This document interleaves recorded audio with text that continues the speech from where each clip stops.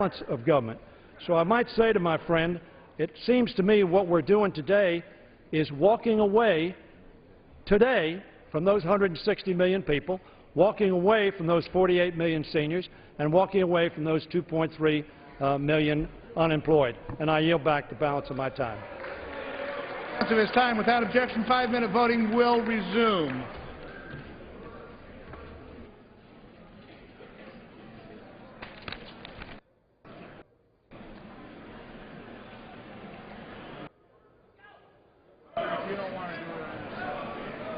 The unfinished business is the vote on adoption of House Resolution 501, on which the yeas and nays are ordered. The clerk will report the title of the resolution. House Resolution 501, resolution expressing the sense of the House of Representatives regarding any final measure to extend the payroll tax holiday, extend federally funded unemployment insurance benefits, or prevent decreases in reimbursement for physicians who provide care to Medicare beneficiaries.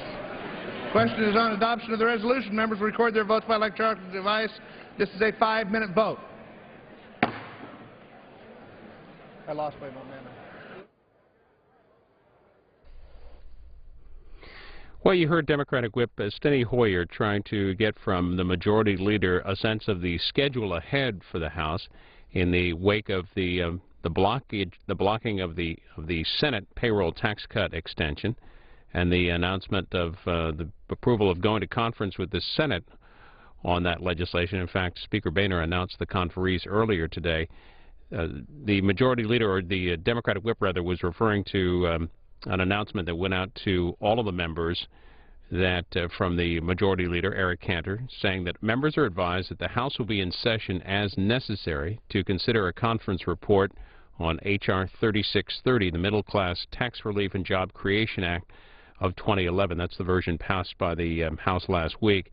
The House's request for a conference will be transmitted to the United States Senate this afternoon, where it will await the appointment of their conferees. To be clear, H.R. 3630 will physically reside in the Senate by the close of business today.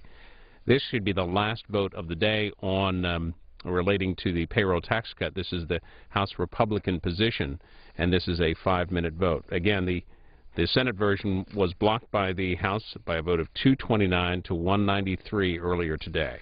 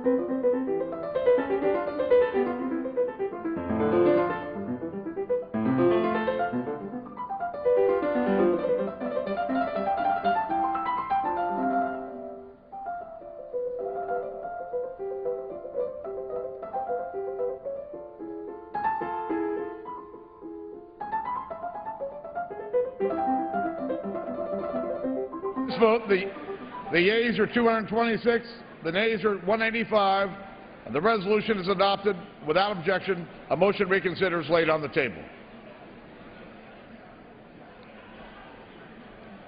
The clerk will read the chair's appointment of conferees. Additional conferees may be appointed on the recommendation of the minority leader. The chair appoints the following managers on the part of the House for consideration of H.R. 3630 and the Senate amendments and modifications committed to the conference. Messrs. Camp, Upton, Brady of Texas, Walden of Oregon, Price of Georgia, Reed of New York, Mrs. Elmers, and Ms. Hayworth. For what purpose does the gentleman from Illinois rise? Mr. Speaker, pursuant to Clause 4 of Rule 16, I move that when the House adjourns today, it adjourn to meet at 10 a.m. tomorrow. The question's on the motion. Those in favor say aye. Those opposed, no. The ayes have it. The motion is adopted.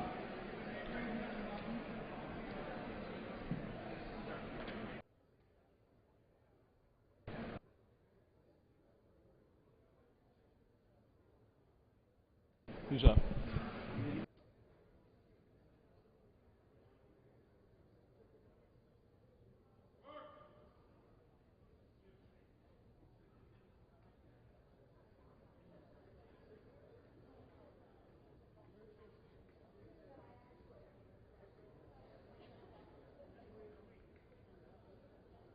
The unfinished business is a question on suspending the rules and concurring in the Senate amendment to H.R. 2056, which the clerk will report by title. H.R. 2056, an act to instruct the Inspector General of the Federal Deposit Insurance Corporation to study the impact of insured depository institution failures and for other purposes. Question is, will the House suspend the rules and concur in the Senate amendment? So many as are in favor say aye. Those opposed, no. Opinion of the chair, two-thirds being in the affirmative, the rules are suspended. The Senate amendment is agreed to, and without objection, the motion to reconsider is laid on the table. The unfinished business is a question on suspending the rules and concurring in the Senate amendment to H.R. 1801, which the clerk will report by title. H.R. 1801, an act to amend Title 49 United States Code to provide for expedited security screenings for members of the armed forces. Question is, will the House suspend the rules and concur in the Senate amendment? So many as are in favor say aye. Those opposed, no. Opinion of the chair, two-thirds being in the affirmative, the rules are suspended. The Senate amendment is agreed to, and without objection, the motion to reconsider is laid on the table. The unfinished business is a question on suspending the rules and concurring in the Senate amendment to H.R. 1059, which the clerk will report by title. H.R. 1059, an act to protect the safety of judges by extending the authority of the Judicial Conference to redact sensitive information contained in their financial disclosure reports and for other purposes. Question is, will the House suspend the rules and concur in the Senate amendment? So many as are in favor say aye. Those opposed, no. Opinion of the chair, two-thirds being in the affirmative, the rules are suspended. The Senate amendment is agreed to, and without objection, the motion to reconsider is laid on the table. The unfinished business is a question on suspending the rules and concurring in Senate amendment to H.R. 515, which the clerk will report by title. H.R. 515, an act to reauthorize the Belarus Democracy Act of 2004. The question is, will the House suspend the rules and concur in the Senate amendments? So many as are in favor say aye. Those opposed, no. In the opinion of the Chair, two-thirds being in the affirmative, the rules are suspended. The Senate amendments are agreed to, and without objection, the motion to reconsider is laid on the table. Chair will entertain requests for one-minute speeches. For what purpose does the gentleman from Virginia seek recognition? Without objection, the gentleman from Virginia is recognized.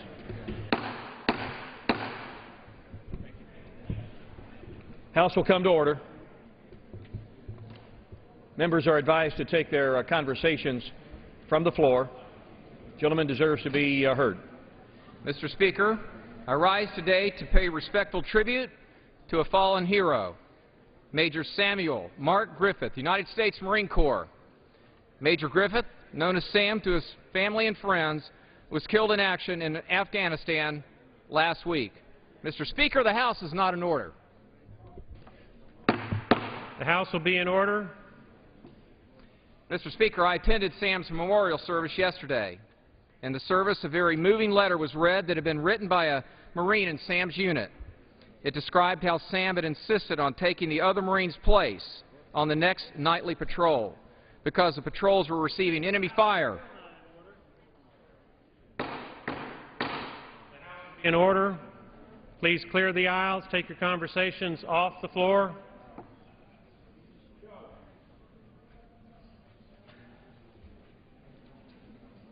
Mr. Speaker, I attended Sam's memorial service yesterday. In the service, a very moving letter was read that had been written by a Marine in Sam's unit.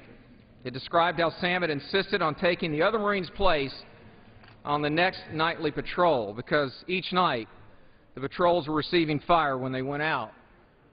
Sam knew full well the inherent danger and the risk involved in the next patrol. It was Sam's nature to run to danger in defense of freedom and in defense of his fellow Marines. Sam leaves behind a wonderful family, including his wife Casey and two fine young boys, Chad and Noah. Mr. Speaker, the burden of defending freedom has fallen heavy on the Griffith family. So we pause today in this House, and rightfully so, to honor Sam and to extend our heartfelt sympathy and deepest condolences to the Griffith family, asking that God would grant them a special measure of peace and grace in the days ahead. I yield back.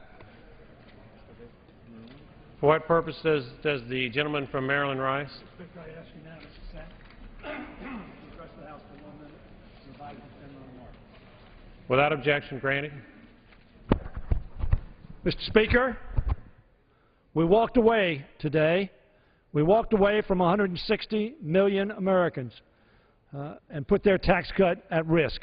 We walked away from 48 million Americans and put their access to doctors at risk. And we walked away from 2.3 million unemployed. Frankly, when President Bush asked us to stabilize the financial markets, two-thirds of his own party walked away. On December 3rd, they walked away from Bowles Simpson. On March 15th, 54 Republicans walked away from continuing government funding. On April 14th, 59 Republicans walked away from their bill to continue funding of the government.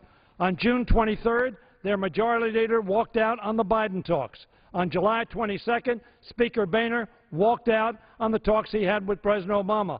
On August 1st, 66 Republicans walked away from making sure America pays its bills. On November 17th, 101 Republicans walked away. On November, from the appropriation bill for 3 of our departments. That was a Republican bill they walked away from. On November 21st, Republicans walked away from the Joint Select Committee on Deficit Reduction. The walk-away caucus should not have put at risk working Americans in this country today. And I yield back the balance of my time. For what purpose does the gentleman from Indiana rise? Without objection, please proceed.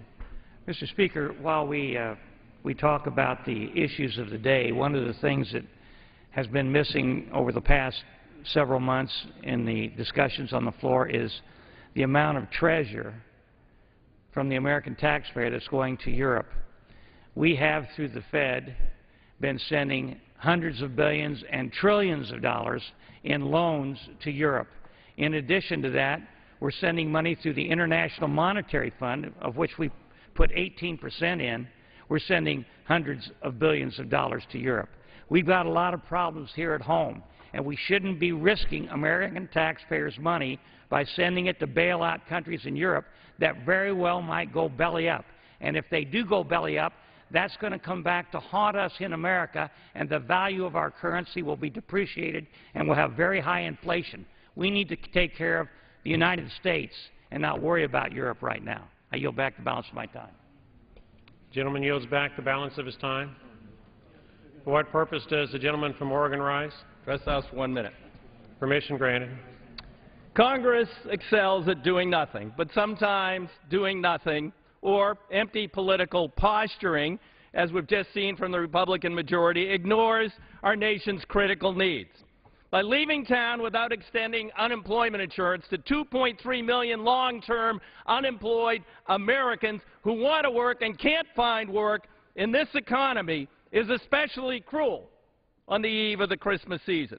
And for 48 million seniors and disabled, the new year will dawn with a 28% decrease in physicians' reimbursement. Many will find that they can't get in to see a doctor. It'll be slammed in their face. So with these actions, or rather these inactions by the Republican majority, they truly embody the spirit of the season, the Grinch.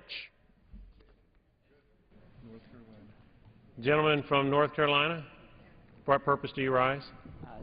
To address the House for 1 minute. Permission granted.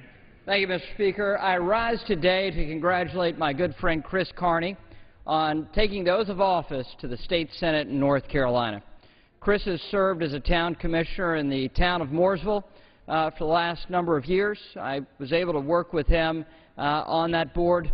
He developed a reputation as a thoughtful leader, someone who listened to his constituents and actually tried to craft solutions. He'll take that same mentality to the State Senate in North Carolina. And so today, I rise to congratulate Chris Carney. His community is proud of him, and I'm proud to call him a friend. And I know his wife and his 3 children are very excited about the role he is about to undertake. Congratulations, Chris.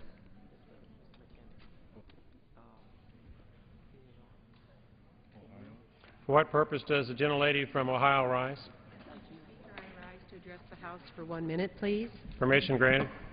Yes, Mr. Speaker, I want the 2.3 million unemployed Americans to know that not all members of this House are heartless. In fact, 193 members of this House stand with the unemployed of this country. The 2.3 million mothers and fathers who have children and families to feed as we move through this very, very poignant holiday season. I hope when we come back in January we can do what's right for America. But we fell 36 votes short. And that's because the Republicans, and I hardly see any of them on the floor at this point, care more about taking care of those who earn over $1 million than they do about the people who are falling off the edge. I feel sorry for our country today, but you know what?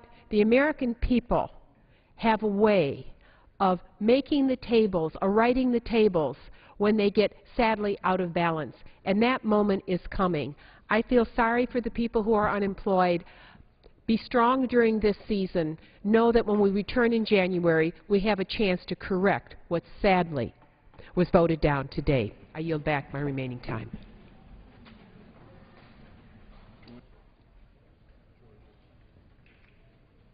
For what purpose does the gentleman from Georgia rise? The gentleman from Georgia is recognized for 1 minute. Mr. Speaker, I thank you, and I had not intended to address the House this afternoon, but it has been a painful thing for me to listen to this debate today. I'm a freshman in this body, and my understanding was, when I showed up here, that we would work here, and that the Senate would work there, and we wouldn't always come up with the same answers, and that we would always get together and sort it out. And to have that process derided today as being a bastardization of politics instead of what exactly the Founding Fathers want us to do has me confused. The gentlelady who spoke right before me, and I'm sorry she's left the floor after she derided Republicans for having left the floor, she's now gone, talked about Republicans wanting to see folks on unemployment have those benefits run out. Mr. Speaker, it was before you and I got here, but 4 times in 2010, under Democrat control, unemployment benefits ran out. Now, you always did the right thing. You always sorted it out. But those kinds of things happen. We're going to conference today. We have 10 days to get this right. We got the defense authorization bill right in 7 days. And the Senate crafted their so-called compromise in 3 days. Surely we can do better for the American people. And, Mr. Speaker, that's not a partisan divide. That's America at its best. And I welcome my colleagues to join us in that.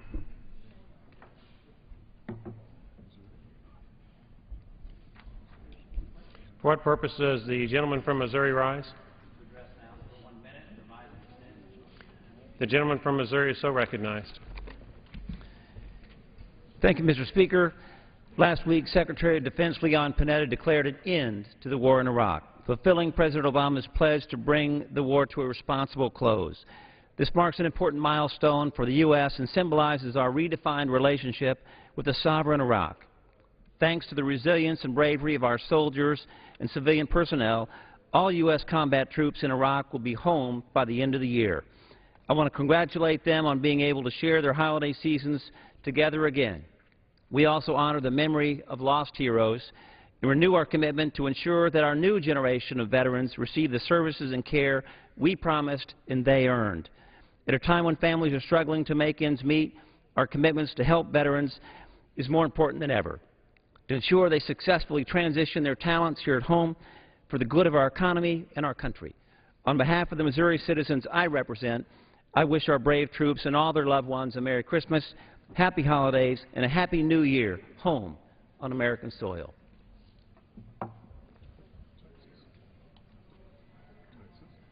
For what purpose does the gentlelady from Texas rise?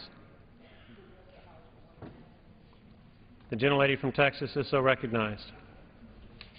I want to follow my friend from Missouri and add my appreciation to the troops who have come home and their families, and thank my colleagues for joining and wearing a yellow ribbon in honor of them. I hope they will go home and do the same and encourage their community to do so. But I am standing here to confront the hypocrisy and the joke of my colleagues on the other side of the aisle, and for anyone to suggest that the conferees are meeting when they full well know that no conferees are meeting because no one has been appointed except the one-sided conferees. Frankly, they want us to be Americans first, not Tea Partiers, not lovers of the special interests. And the other body put forward a very thoughtful initiative to keep us going so that the lights will not be turned off in some poor mother's home and some senior citizen couldn't go to their doctor. They wanted to make sure 2.3 million and 134,000 in Texas would have their unemployment. I'm saddened by this crisis. I'm here to work. I'm going home for an emergency and I'll be back. The lady who went off the floor should not have been confronted that way. She spoke. She's ready to work. What about the empty chairs on the other side? They are not ready to work. It's all about a joke. This is an insult to the American people. I yield back. For what purpose does the gentlelady from Maryland rise? Without objection, the gentlelady from Maryland is so recognized.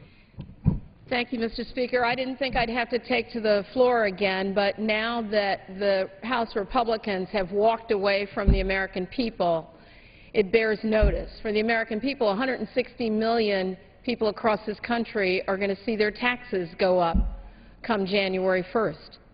2.3 million Americans, including 46,000 of them in my home state of Maryland, will not get an unemployment check.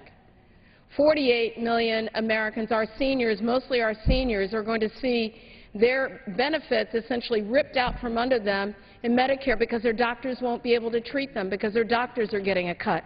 I'm not really sure which Christmas House Republicans are celebrating, but in my house, it's a Christmas that we're celebrating that's one of charity and that's one of goodness. And I am so saddened that here in this House we have ripped out from under the Christmas tree, Christmas for millions of American families who will not get to go into the new year with a tax cut and will go into the new year without an unemployment check. The House Republicans have done a great disservice to this country, and with that I yield. The gentlelady yields. For what purpose does the gentleman from Texas rise? Without objection, the gentleman from Texas is so recognized. Mr. Speaker, we've had an awful lot of conversation this afternoon. It twists on the idea that somehow the 100 members of the Senate are so much smarter and so much brighter and so much more intelligent than the 435 members of the House of Representatives. Our colleagues on the other aisle would ask us to simply accede to whatever the Senate does. As ludicrous as it is, a 2-month extension is nonsense. It has no common sense value whatsoever. Everyone in this chamber knows that. And yet, speaker after speaker says that we need to just accede to the wisdom of the Senate. The wisdom of the Senate is represented by a 2-month extension that is not paid for, and no, ma'am, I won't. Is not paid for by anything that makes the remotest amount of sense. We can fix this coming week, and we think we should. Appoint your conferees, have them appoint their conferees, Mr. Speaker, and we can fix this for the American people. And all this doom and gloom that's being spouted down here goes away with a 1-year extension of the unemployment, 1-year extension of the payroll tax, and a 2-year extension for our doctors. And I yield back. For what purpose does the gentleman from Tennessee rise? Without objection, the gentleman from Tennessee is recognized. Thank you, Mr. Speaker. We've witnessed a shell game played here on the House of Representatives floor. Republicans talked about having voted for the extension of the unemployment compensation and extending the payroll tax, but what they gave with the right hand, they took from the left. They said, we give you this, but we cut your benefits to 59 weeks of your unemployment compensation. And they put in that bill that if you had a pre-existing condition, because they all voted against the Affordable Care Act, they want you, if you have a pre-existing condition, to not get health care as you can today. That if you're 26 years of age or younger, that you can't get on your parents' insurance policy, which you can today because of the ACA. And that the donut hole would be closed, which it is because of the ACA. But they're against that because they wanted to cut funds to put the American Cares Act into operation. The fact is, the Senate and the House, the Senate, Republicans and Democrats didn't vote for a 60-day extension. They voted for time to get together and do a 1-year extension. That's what we need. They had wiser heads. You saw a good reason not to have term limits. First-year members are acting as if they know everything, and in a petulant way they have jeopardized millions of Americans. I yield back the remainder of my time. The gentleman yields back. For what purpose does the gentleman from Georgia rise? Without objection, the gentleman from Georgia is so recognized. Well done, my good and faithful servants. Must be what the Koch brothers and the corporate Tea Party backers are saying. Their Republican Party in the House has, for the whole year, been able to stave off any fairness by protecting their millionaires and billionaires from a tax break. And here we are at the end of the session, and they leave out having not allowed this body to vote on the bipartisan agreement that the Senate reached with the House leadership's consent that passed 89 to 10, and they went home. And so we won't get a chance to vote on that package. They refused to let us do so. That's the story that we end with. That's the bottom line, and that's the way it is. For what purpose does the gentlelady from Illinois rise? Permission to address the House for 1 minute. Without objection, the gentlelady from Illinois is so recognized. At just about this hour, the sun is setting, and Jewish families around the country, including mine, are going to their Hanukkah menorah, the festival of lights, the festival of a miracle that the lights lasted for 8 days. And usually this is a joyful time, a beautiful, holy celebration. For many families around this country, this is a very sad and worrisome time, made worse by this day. With millions of Americans unemployed and relying on a meager average $286 a week check while they look for work.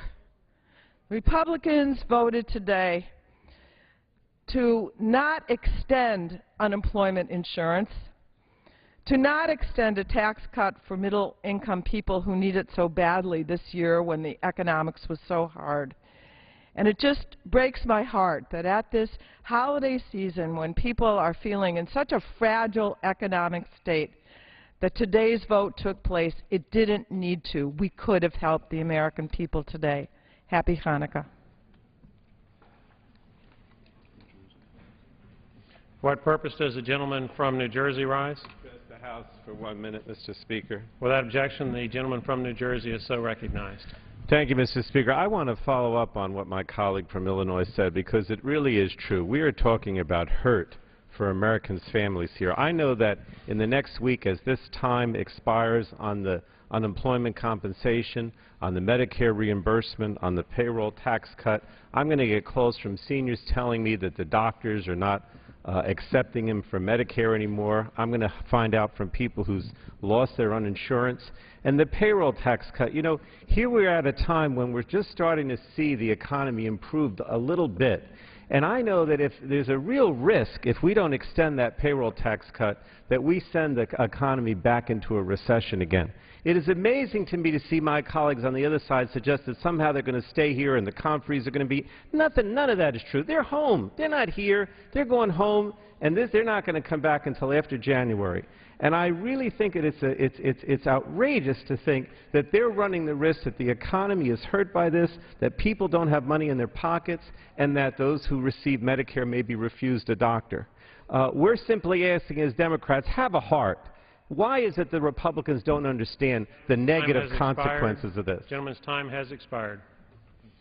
For what purpose does the gentleman from Pennsylvania rise? Ask unanimous consent to address the House for 1 minute. Without objection, the gentleman from Pennsylvania is so recognized.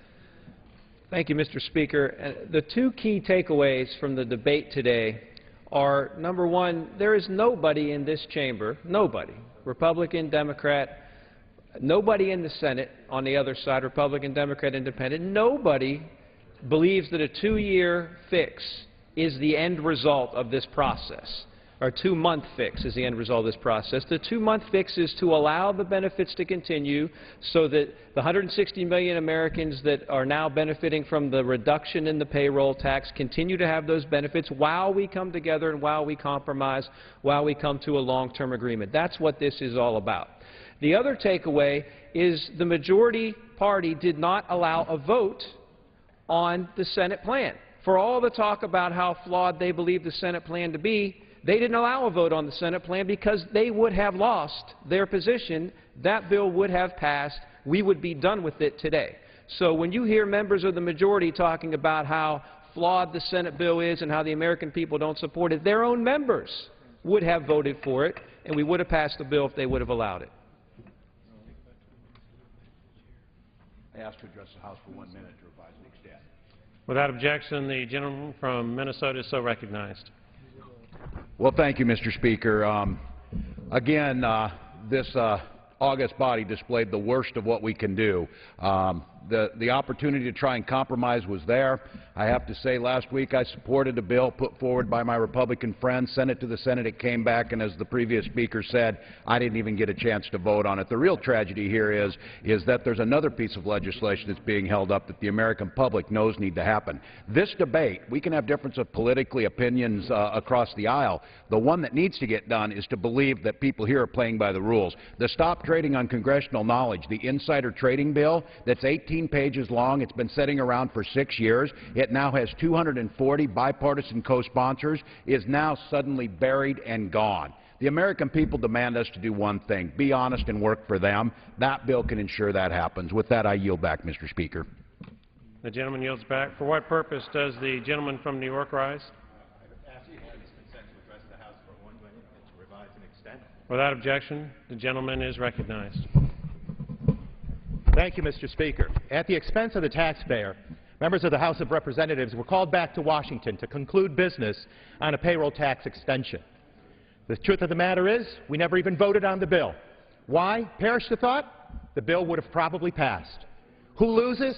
160 million Americans who won't realize a payroll tax extender.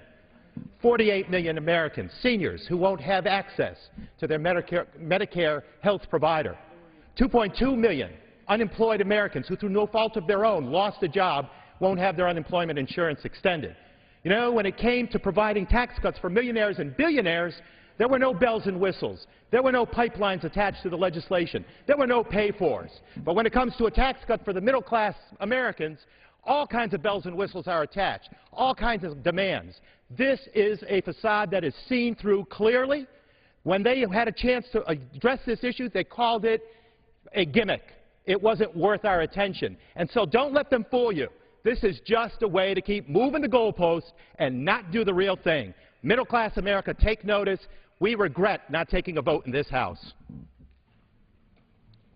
For what purpose does the gentleman from Washington rise? Without objection, the gentleman from Washington is so recognized. Mr. Speaker, there are some funny things that go on here. We watched the Super Committee operate for about 10 weeks and produce absolutely nothing. So today the Speaker comes out here and says, we want a conference committee. Now, the Super Committee was 12 members, 3 from each caucus. A conference committee, 3 members from each caucus. We're going to create another one, and we think that somehow it will solve this problem. The definition of insanity is doing the same thing again and again and expecting a different result. And clearly we're not going to get a different result. The Senate sent us a compromise between 2 people that can't agree on the time of day, Harry Reid and Mitch McConnell. And they got 90 votes for it. That is America. That's 90% of America was agreed on that, and the Speaker wouldn't even allow it to come to a vote. He said, let's create a committee. Don't forget it in 2012. The gentleman's time has expired. For what purpose does the gentleman from South Carolina arise? I rise to address the House in 1 minute. Without objection, the gentleman from South Carolina is so recognized. Thank you, Mr. Speaker. Mr. Speaker, we often talk about poison pills, and I don't know that all of the American people really understand what we're talking about. I want the American people to know that this one-year bill that the House Republicans seem to be in love with had some poison pills in it. One of them cut 40 weeks off of unemployment insurance. That's what they want us to agree to. But another one, and the one I think is most egregious, said to those people applying for unemployment insurance that you must pass a GED in order to get unemployment insurance. We would say to a Vietnam veteran who is a master electrician, who went off to fight a war, never finished high school, but now that you're unemployed with all your skills, because you don't have a high school diploma or a GED, you must take a GED in order to get your unemployment insurance. That is not only a poison pill, that is insulting and egregious. Now you're back. Expired. For what purpose does the gentleman from Louisiana rise? Without objection, the gentleman from Louisiana is so recognized. Mr. Speaker, the unfortunate incidents of today remind me of that song I learned from Sesame Street, which is one of these kids are doing their own thing. The truth of the matter is we need adults today. If you look at the Republican senators, they stood up and reached a compromise with the Democrats in the Senate. The House Democrats came along. The President came along. There was only one outlier, and that was our House Republicans. Over the holidays, Mr. Speaker, I would ask that you remind and encourage my House Republican colleagues to go see the wizard. Go get a brain so we can talk about the intelligence needed to spur this economy. Go get the courage to stand up to the private interests, the Koch brothers and the lobbyists, so that you can do the right thing for the country. And after all, go get a heart so you can help the 2.2 million people that are unemployed have a Merry Christmas, so that you can help the 160 million people who will face a tax hike on January 1, and more than anything, the 48 million seniors who will have less access to health care. Mr. Speaker, I will close with one thing, and it's just a tip of advice. Be careful, because the unemployment benefits you Gentleman's save time has expired. may be your own. The gentleman's time has expired. Are there further 1-minute requests?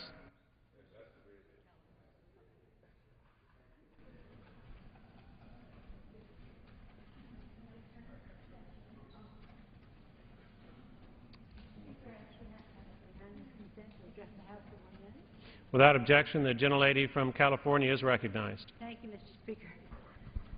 Mr. Speaker, it is with great sadness that I rise to pay tribute to the passing of a man whose legacy to San Francisco is a great one. I rise to pay tribute to the life and legacy of Warren Hellman, a community leader, a San Francisco legend, and an American success story. Sadly, Warren passed away on December 18th, surrounded by his loving family. That's the way he lived, surrounded by his loving family.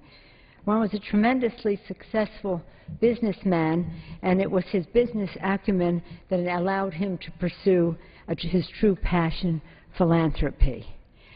He was a Renaissance man. That's how his daughter described him. That's how we all saw him. With his deep generosity, intellectual curiosity, his vision, his visionary dynamism, he changed the face of our city of San Francisco. His legacy will live on through his contributions to education, to music, to civic life, and to the memory we all happily have of him of being such a marvelous athlete, something he took great pride in. When Warren Hellman saw an opportunity to enrich our city, he acted upon it. He strengthened and beautified Golden Gate Park. He worked to end homelessness. He supported the San Francisco Free Clinic, many of those people availing themselves of services there being homeless. He helped when he saw, concerned about dwindling local news coverage in the internet age, he helped form the Bay Citizen online journalism site. Warren served, as I mentioned, about education on the board of Mills College and University of California, Berkeley's Haas School of Business. He was in a leadership role in anything that he did. I mentioned that he was an athlete. He endowed the aquatic sports program at UC Berkeley, where he had played when he was in college on the polo team as a student.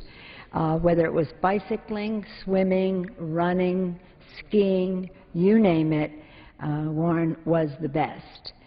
He was a lover of music, a lover of family, and a lover of life. The 3-day concert he founded used to be called Strictly Bluegrass, but as the program expanded and more entertainers wanted to participate and the audience turned out for them in the hundreds of thousands, it was changed to Hardly Strictly Bluegrass. So it wasn't Strictly Bluegrass. It was held each year in Golden Gate Park and had allowed hundreds of thousands of fans each year to enjoy the music that he loved, mostly bluegrass, and it was all free. Warren was involved in every aspect of the festival, including personally recruiting musicians he admired, and an invitation from Warren was one that was warmly responded to by the biggest names in music. It is so fitting that Speedway Meadow, the site of the festival, was renamed Hellman Hollow just last week. So I know this pleased him and his family immensely. I mentioned his interest in education and the arts. He and his wife, Chris, were really such magnificent patrons of the San Francisco Ballet. It's hard to match, certainly to surpass, the contribution they made intellectually and by way of encouragement in every way, and certainly philanthropically. With the passing of Warren Hellman, San Francisco has lost a beloved champion. But we honor his memory and his enthusiasm by celebrating his many contributions. I said that he was good at everything he did, and that included being a friend a friend to so many who will miss him so much. I'm proud to call Warren a friend, and I hope it is a comfort to Chris, his wife, and his family, whom he cherished and couldn't talk enough about him. He was so very proud of them, and rightfully so. That so many people, it's a comfort to them that so many people mourn their loss and are praying for them at this sad time. Tomorrow there will be a public service to honor his life and legacy. It will represent an outpouring of people from every aspect of San Francisco life, every economic strata, from homeless people to the most privileged and successful in terms of their measure of success. But it will also represent people in the public and private and nonprofit sector. This was a very special person, and I want everyone who follows the work of Congress and the pride that we all take in representing our districts and our constituents to know how proud we all were of the life and leadership of Warren Hellman. With that, Mr. Speaker, I yield back the balance of my time. Gentlelady yields back the remainder of her time. Any further one-minute requests? The chair lays before the House a communication.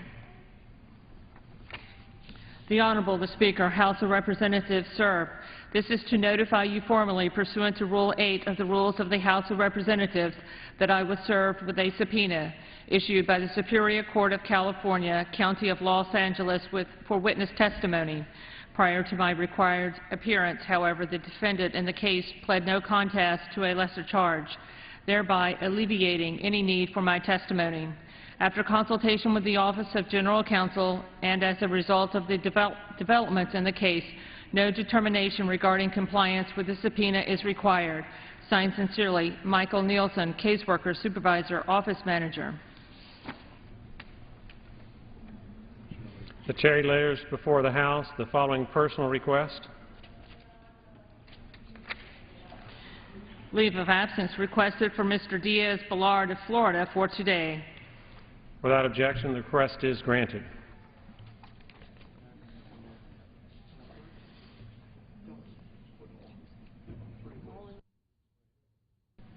Under the Speaker's announced policy of January 5, 2011, the gentleman from Texas, Mr. Gomert, is recognized for 60 minutes as a designee of the Majority Leader. Thank you, Mr. Speaker. It's sometimes hard to reconcile the speeches we hear here on the floor with the legislation that we passed. People have been speaking from the other side of the aisle here the last 30 minutes about how the Republicans in the House apparently don't want taxpayers, working Americans, to have the 2% of the Social Security tax back that doesn't get paid into Social Security, when actually this House has taken the responsible position not wanting to raise taxes in a down economy so workers will have the money that they currently do in their paychecks. It makes sense.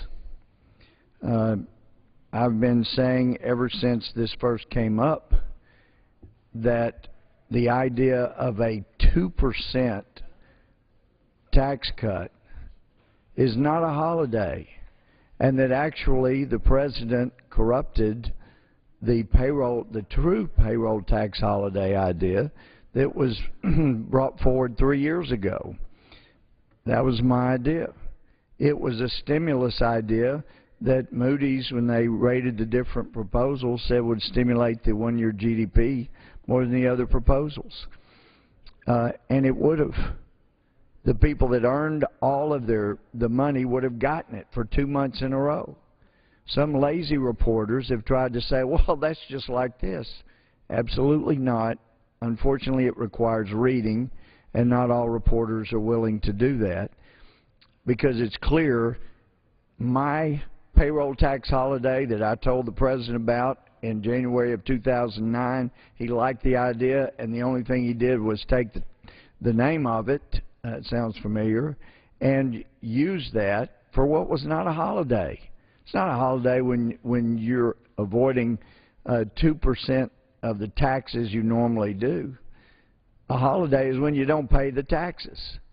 There are a number of differences. For one thing, the 2-month proposal by the Senate just pushes off what has to be done, and that's dealing with the rest of the year. We want to deal with the rest of the year. We want to provide certainty. The bill I proposed did not create any uncertainty. It dealt with the issue that people could not shove bonuses into those 2 months, that it was a tax holiday for all of the income tax, Social Security, those taxes that would normally be taken out of the check. It would have averaged, we were told, between $2,000 and $3,000 a month for 2 months. Instead of $80 a month, you would have had $4,000 to $5,000 over a 2-month period. That would have stimulated the economy. Not only that, this proposal has not, that the President's had, it hadn't stimulated the economy. We just don't want to raise taxes on people in a down economy. But it does hurt the Social Security Trust Fund. This President's proposal pits working Americans against our seniors. Didn't have to be this way. Before this President ran up an extra $4 trillion in debt, back when we were at $11 trillion instead of $15 trillion just a few years ago, the proposal was completely paid for, and the only people that would have missed the money were the Wall Street bailout folks that wouldn't have gotten their money because it took money from TARP and left it in the pockets of those who earned it. It made sure that there would be no shortfall in the Social Security Trust Fund. It made sure there'd be no shortage in the Medicare fund. It addressed that, and the only people that would have been hurt, and I don't think they would have been, but the only ones that would have missed the money were those getting the bailouts. Well, this President liked the name, liked the idea of leaving some money in the check, but instead of $4,000 to $5,000, they decided to leave $160. 2 months. Harry Reid has been saying that he wants to give Americans $1,000, and that's what the Senate was doing. The only way we can keep Harry Reid from being a liar, and I don't want to make him a liar, and so what we have to do is have the Senate pass what we've passed, at least send conferees to the conference so that we can work out a compromise, because right now all he's got is 160, not 1,000.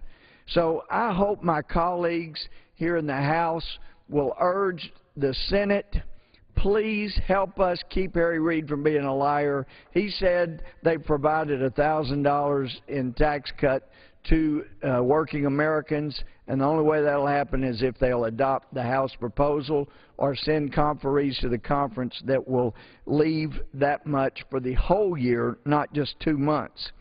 Now, there were $700 billion originally allocated for TARP.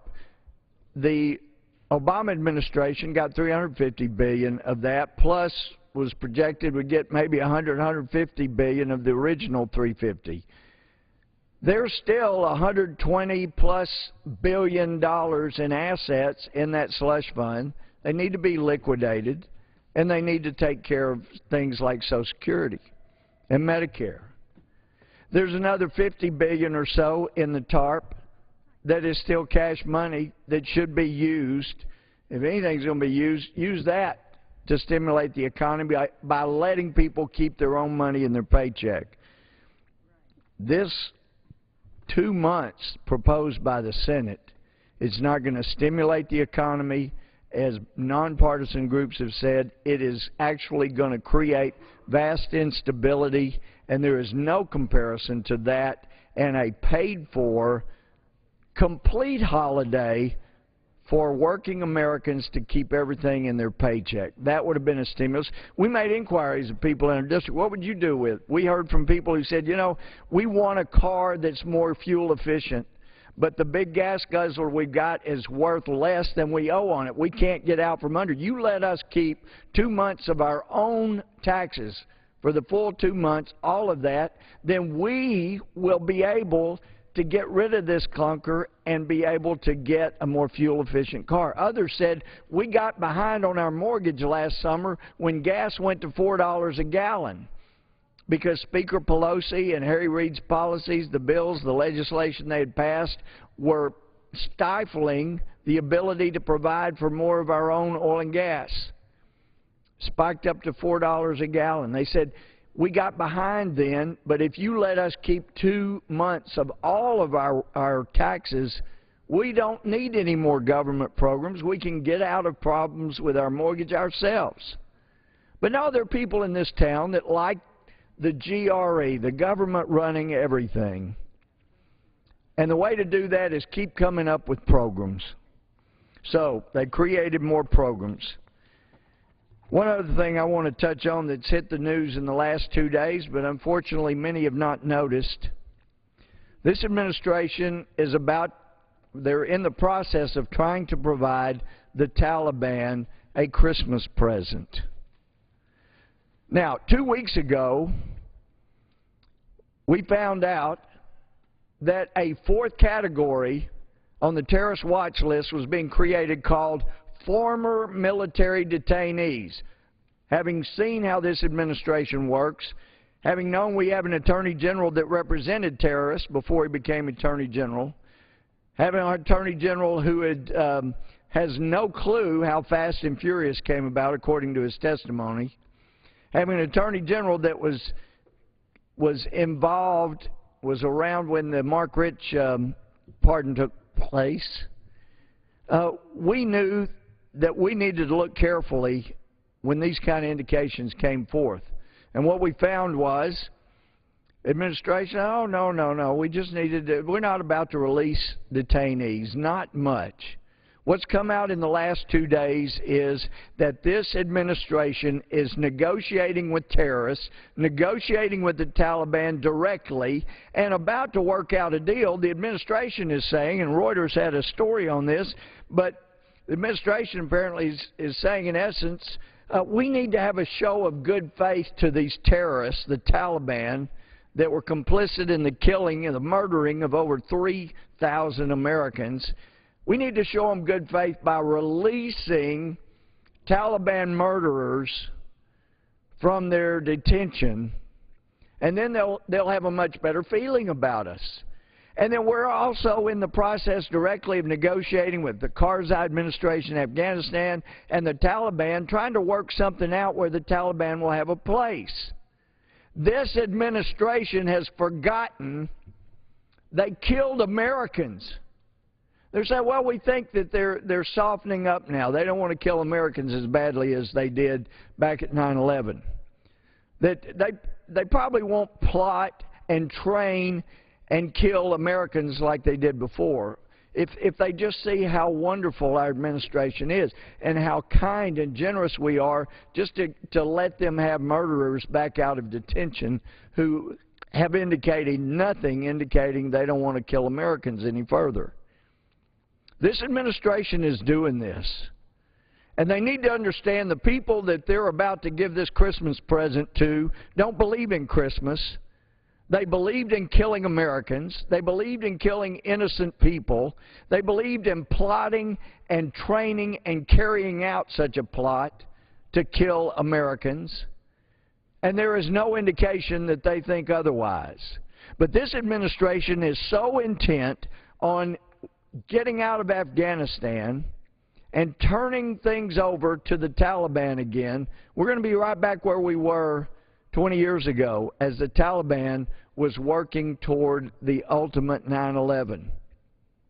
And not only that, they will then know everything Osama bin Laden said about the Americans being too weak, not being up to the fight, that eventually they'll cave in and start helping us to destroy them. That's what appears to be happening with this administration. We can't do that. The lives of Americans that have been lost in Afghanistan cry out. Do not concede defeat to our enemies that have killed us. Afghanistan is an issue that needs to be dealt with, but not by giving those who terrorized us all that they want. They're wanting an office outside of Afghanistan, and this administration said, well, we think we can work that out. We'll pay for the office. We'll take care of that. If you just promise us you won't use it to fundraise for terrorism, okay? That's like North Korea saying, if you'll just build us a nuclear power plant, we promise we won't use it for nukes. And the Clinton administration and Madeleine Albright believed them. And now they've got nukes, and we helped them with it. And now this administration can't learn from past mistakes. It's about to do that with the Taliban.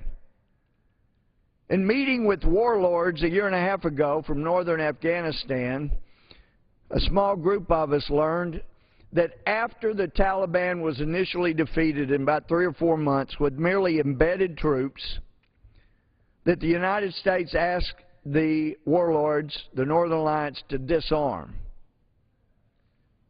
And they did. And now, here it was a year and a half ago, they're saying, look, you may not be aware, but your administration, the Obama administration, is indirectly negotiating with the Taliban right now. We know. And you're negotiating with them and Pakistan and a corrupt Karzai administration.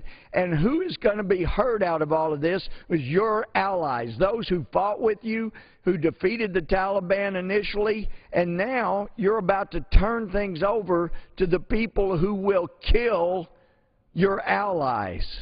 Do you want that message going around the world that to be an ally with the United States means you ultimately will be abandoned and the enemies of your allies will be allowed to kill your allies? Be hard to get allies. You do that. This administration is looking at an election year. This is no time to give in to terrorists. When President Bush says, I hear you, and in essence said, and soon those who did this will hear from us, I can't imagine that he ever believed a president and administration would say, we hear you now, terrorists, and we're not going to hurt you. We'll fix you up an office outside Afghanistan. We'll make it where you can take over areas of Afghanistan. We'll work with you. We'll release your murderers from prison.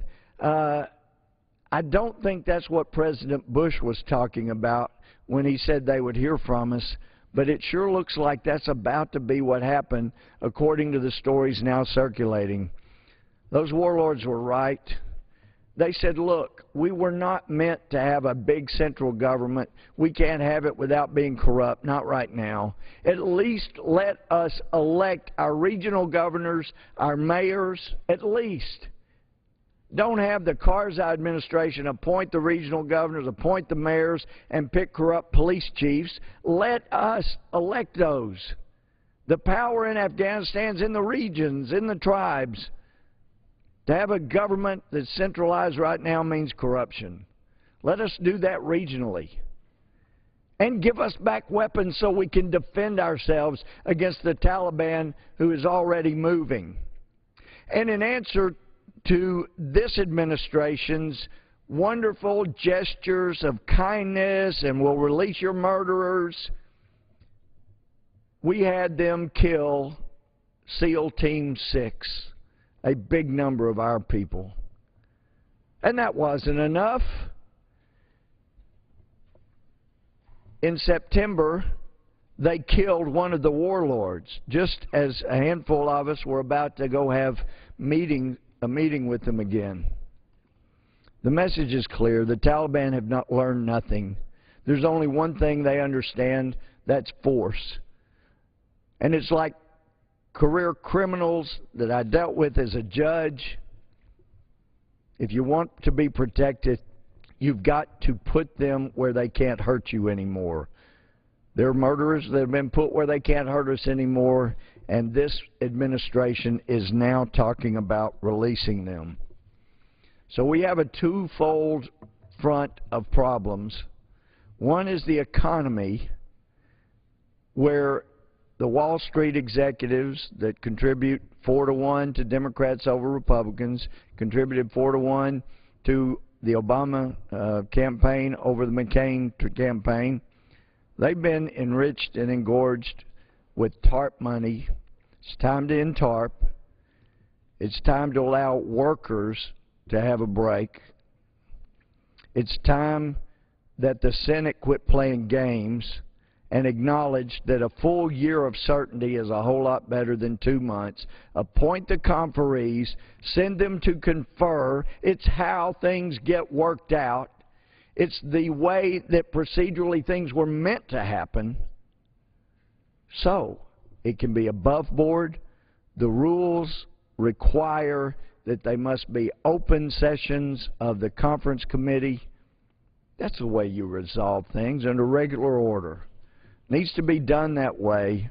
I know the Senate would like to do closed-door meetings and give away programs behind closed doors, but it's time to do this thing the way the President promised 4 years ago that he would if he were President. Make it open. Make it clear. The American people will see who's negotiating for whom. That will help America. And I know, in closing for my comments, that with the Christmas season, though there are so many who want to end the ability to say Merry Christmas, they want to end the ability to do much of anything that really is acknowledging our roots, I think it's important to look where we came from. So I would close with this message from Ronald Reagan. He basically reiterates things that have been said back to the time of George Washington, Abraham Lincoln. He said the themes of Christmas and coming home for the holidays have long been intertwined in song and story. There's a profound irony and lesson in this because Christmas celebrates the coming of a Savior who was born without a home. There was no room at the inn for the Holy Family. Weary of travel, a young Mary close to childbirth, and her carpenter husband Joseph found but the rude shelter of a stable.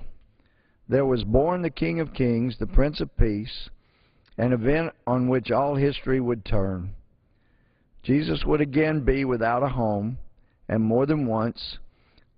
And on the flight to Egypt and during his public ministry, when he said, "The foxes have holes and the birds of the air have nests, but the Son of Man hath nowhere to lay his head." From his very infancy on, our Redeemer was reminding us that from then on we would never lack a home in him. Like the shepherds who come, to whom the angel of the Lord appeared, on the first Christmas day we could always say, "Let us now go even unto Bethlehem, and see this thing which is come to pass, which the Lord hath made known unto us." As we come home with gladness to family and friends this Christmas, let us also remember our neighbors who cannot go home themselves. Our compassion and concern this Christmas and all year long will mean much to the hospitalized, the homeless, the convalescent, the orphaned, and will surely lead us on our way to the joy and peace of Bethlehem and the Christ child who bids us come. For it is only in finding and living the eternal meaning of the Nativity that we can be truly happy, truly at peace, truly home. Merry Christmas, and God bless you. Ronald Reagan, December 19, 1988, his last Christmas message as President. Mr. Speaker, there are those who don't want people to mention the word Christmas, and there's an easy solution. For those that don't want to mention Christmas, don't want to observe Christmas, then if they take the holiday, just agree to give back the money, because the money earned on a holiday shouldn't be taken for those who don't think it should be a holiday. That's easy enough. But in the spirit of Christmas and the things we know about government, those of us who believe what's in the Bible, We have an obligation to protect people as the government, as pointed out in Romans 13, coincides with providing for the common defense. It's time to do that, to make sure Americans are safe, that they're provided with a defense so they can take care of the poor, the needy, the orphan, the widows. They can help their fellow man. That's our job as a government. Our job as individuals is to have that same spirit of assisting and helping and being servants. We're elected to be servants in this body. We're not elected and charged with taking from some people and giving to our favorite charitable cause. We're to do that with our own money, not with people's money that may have some other better charity they'd prefer to give it to. We need to get the economy going. We need to bring down the cost of energy. That would be a great Christmas present. And since we know that the market and the energy industry adjust to announcements, how about a great announcement from our president? We're not going to let murderers go free, so you don't have to worry. You'll be safe. We're going to take the battle to those who want to murder us. We are not going to negotiate further with terrorists who want to kill us. We're going to make sure that we quit bailing out our friends, our cronies. We're going to make sure that those who know better what to do with their own money have the opportunity to do that. We're going to give some security and some confidence for the following year, because here's what we're going to do. And we're going to work together. And it would be wonderful if the president would say, you know what, I demanded the Congress pass a bill that had not even come out when I started criticizing them for not passing it. Then I started criticizing them for not passing a bill I'd forgotten to ask a Democrat to file for me. So I'm not going to do that anymore. I want to work with Congress. I want to get this country back on track. So instead of traveling around the country demeaning Congress for not passing bills that were not filed, I'm going to work with Congress. And I hope that will be our president's New Year's resolution. Don't release murderers, and deal honestly and openly with the American people and with Congress. We can get some things worked out. I've just been talking to Democratic friends today about things that we agree on. We can do that and give the American people a present. And with that, Mr. Speaker, I yield back.